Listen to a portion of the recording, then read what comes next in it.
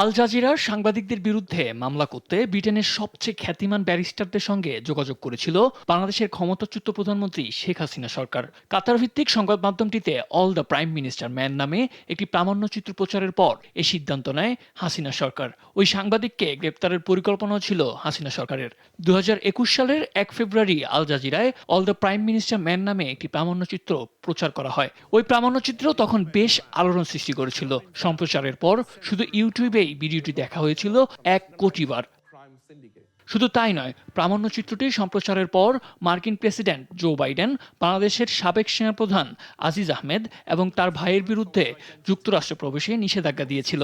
প্রচার হওয়া ওই প্রামাণ্যচিত্রে শেখ হাসিনা সরকারের দুর্নীতি ও ক্ষমতার অপব্যবহারের কথা তুলে ধরা হয়।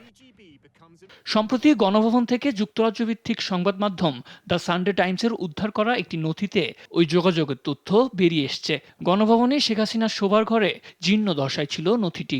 ওই নথির তথ্য অনুযায়ী ২০২১ সালের ফেব্রুয়ারিতে ডেসমন্ড ব্রাউনির সঙ্গে যোগাযোগ করেছিলেন লন্ডনে অবস্থিত বাংলাদেশ হাই কমিশনের কর্মকর্তারা।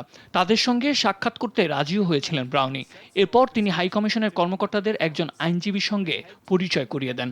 পরের কয়েক মাস ধরে দুজন শেখ হাসিনা সরকারকে নানা পরামর্শ দেন। যুক্তরাজ্যের ওই গণমাধ্যমের খবরে আরও জানানো হয়, তথ্যচিত্র নির্মাণের সঙ্গে জড়িত থাকায় ডেভিড বার্গম্যানকে বাংলাদেশে গ্রেপ্তারের পরিকল্পনাও করেছিল তৎকালীন সরকার।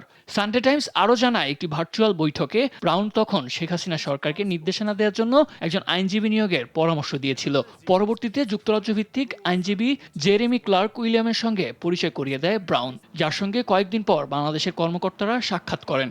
নথি থেকে জানা যায়, বাংলাদেশি কর্মকর্তারা যুক্তরাজ্যে মানহানির মামলা দায়ের, এমনকি সাংবাদিকদের বিরুদ্ধে আলাদা মামলা করার বিষয়েও পরামর্শ চেয়েছিলেন। প্রচার হওয়া ওই প্রামাণ্যচিত্রে শেখ হাসিনা সরকারের দুর্নীতি ও ক্ষমতার অপব্যবহারের কথা উঠে আসে। সানডে টাইমসের প্রতিবেদনে বলা হয়, এই প্রতিবেদনের জেরে যুক্তরাষ্ট্র তৎকালীন সেনাপ্রধান জেনারেল আজিজ আহমেদ ও তার ভাইয়ের উপর নিষেধাজ্ঞা আরোপ করে। এরই পরিপ্রেক্ষিতে বাংলাদেশের তথ্য ফাঁসকারী পরিবারের সদস্যদের খেসারত দিতে হয়। শুধু তাই নয়, প্রামাণ্যচিত্রটি মুক্তির পরপরই কাজের সঙ্গে যুক্ত সাংবাদিক জুলকার নাইন সায়ের খানের ভাইকে লোহার বার দিয়ে পেটানো হয়। কিছু লোক নিরাপত্তার ভয়ে বাংলাদেশ ছেড়ে পালিয়ে যায়। সাদ আহমেদ, দেশ টিভি, ঢাকা।